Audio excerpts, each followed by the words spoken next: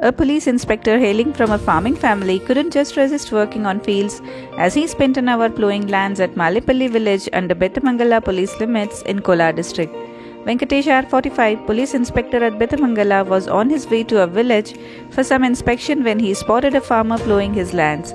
Being son of a farmer, the police officer got down from his vehicle and entered into a conversation with the farmer and requested the farmer to hand over the plow. Venkatesh plowed the lands for nearly an hour, much to the delight of the people in the village.